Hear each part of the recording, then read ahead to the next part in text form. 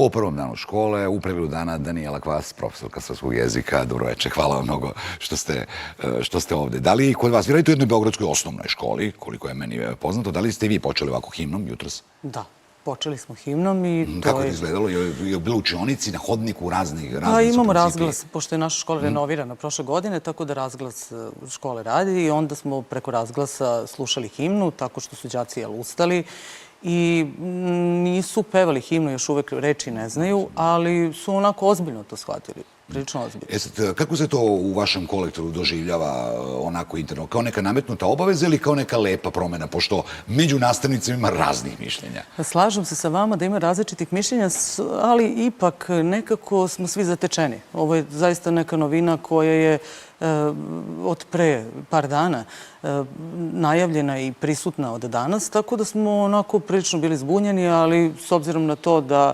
eto, to je prošlo bez bilo kakvih nekih zapaženih, da tako kažem, utisaka od strane kolega i đaka, jer mi smo navikli zapravo da se na neki način s školskom himnom obraćamo na priredbama, pa nam je ovo jedna novina. Zaista je novina. Onako, ne bih znala sada kako drugačije to da vam objasnim, osim da je novo i da je neobično.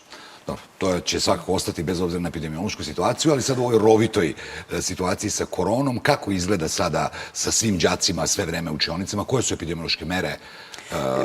Epidemiološke mere su iste kao što su i bile. Dakle, mi nosimo maske, mi zaposleni, uglavnom bez izuzetka.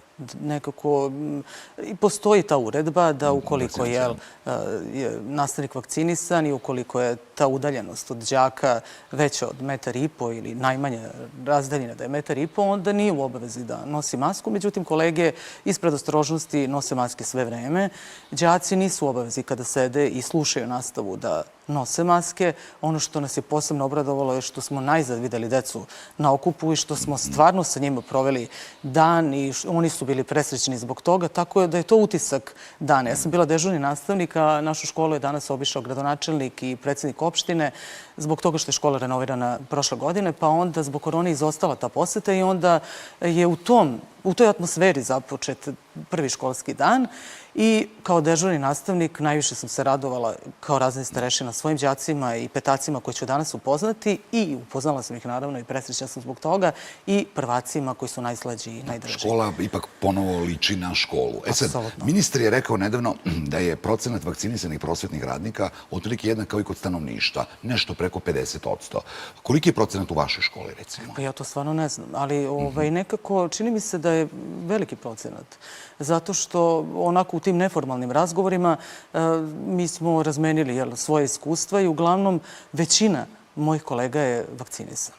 Ili je imala, nažalost, tu koronu, pa su čekali da prođe kako bi mogli da se vakcinišu. Uglavnom nisu, dakle, svi se zaleteli odmah na početku. S razlogom su ljudi zbunjeni, različite informacije dobijaju sa svih strana, ali uglavnom većina kolektiva da. Sad vidimo, uvedeno je ovo što je već u nekim zemljama na zapadu i primenjeno, ti epidemiološki semafori, 3 boje. Da li vi kao nastavnici da li vam potpuno jasno kako će to funkcionisati i koji je vaša uloga u tome?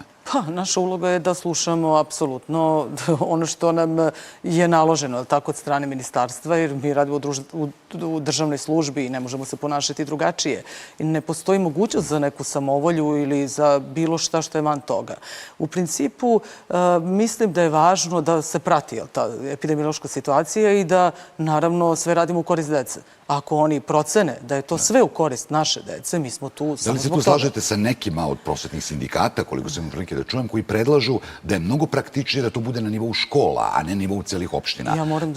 Te odluke o idenju ili ne idenju u učionicu? Jao, kako ste mi lepo pitanje postavili za prvi dan.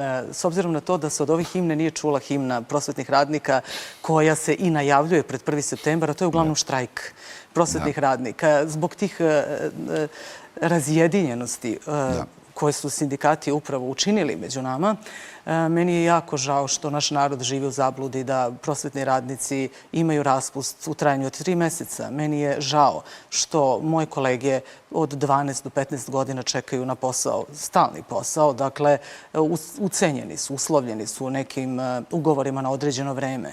Meni je jako žao što nekako imamo toliko predmeta da ne možemo da posvetimo pažnju najboljim đacima i da nekako nemamo mogućnost da održimo neku dodatnu nastavu ili tako nešto. Našli ste me u jednom tužnom raspoloženju u smislu toga kada pomislim na svoje kolege i na 1. septembar. Tako da mi ova himna deluje kao nešto čime ćemo se eto danas baviti, malo ćemo pričati, a himna je zapravo nešto... U redu, pošto nam je vreme ograničeno, da malo pomenemo decu. Slažem se, oni su najvažniji. Oni su najvažniji, da. Imali smo godinu dana, vi ste između ostalog bili vrlo aktivni u tim alternativnim vidovima nastave. Išlo se, gledalo se na lekcije na televiziji, snimali su se časovi i tako dalje. Kako su prošla deca? Koliko su ona bila oštećena za gradivo? Šta nose u sledeću godinu? Da li su spremna sada za normalnu godinu kad su prethodno slušala onako kako su je slušala? Mi ćemo vidjeti sada, počinju inicijalni testovi. Mi ćemo zapravo na osnovu tih inicijalnih testova imati neku povratnu informaciju šta su oni zapravo usvojili tokom prošle godine. Uopšte sada nemam taj uvid i ne mogu o tome da pričam, ali mogu reći sigurno da su negde ostali uskraćeni za određene nastavne jedinice i mi ćemo se truditi da im to nadoknadimo. Jer nemamo drugu mogućnost ili drugu priliku da decu naučimo. Imate prostor za nadoknadu, neke ekstra časove ili...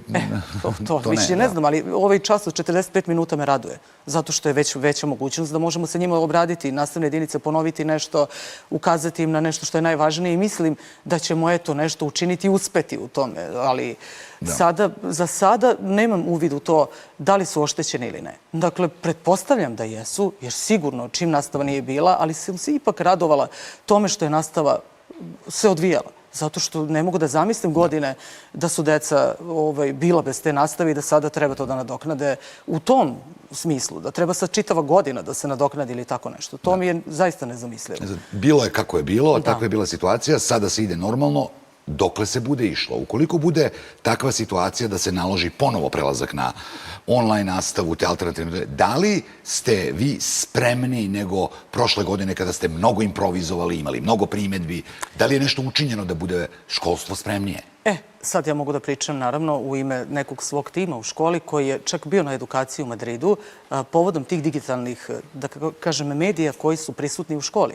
I mislim da je to vrlo korisno i vrlo lepo. Ono što me posebno raduje, mi smo tamo naučili programe koji bi bili primenljivi i bili deci interesantni, zahvaljujući određenim agencijama ispred Erasmus Plusa koje se bave time u našoj zemlji. I htela sam reći da je to zaista bilo korisno i lepo i mislim da digitalizacija sa sadržajem ima smisla. Tako, rekli smo prošle godine, ako nema sadržaja, ako je to samo forma... I sa adekvatnom opremom i adekvatnim programom za taj vid. Apsolutno. I mislim da, pa sad, bile bi dobre edukacije. Bilo bi dobro da u našoj zemlji postoje edukacije te vrste i da se kolege edukuju. Na taj način da bi mogle da koriste te digitalne medije, a od države, naravno, podrška da postoje uređaji koje mi možemo koristiti. Je li imate podrške? Pa, za sada kako ko. Ja moram reći, nisam primetila nešto u svojoj školi da se u tom smislu poboljšalo. Nova nam je škola, lepa i baš bi bilo dobro da imamo još i određene uređaje i đaci i mi. Pitala me danas koleginica koja je došla iz neke druge škole i od ove godine započinje rad u našoj školi, kao gde su vama tableti, kako vi upisujete ove časove, mi smo je pogledali kao odakle nam to, mislim, nemojte to da nas pitate, mi to nikad nismo imali. Tako da se nadam, eto, podršci, molim vas. Vidjet ćemo i nešto, verujem da ćemo se još mnogo pričati o ovoj temi. Hvala mnogo što ste bili u pregledu dana. Profesorka srpskog jezika Danijela Klas.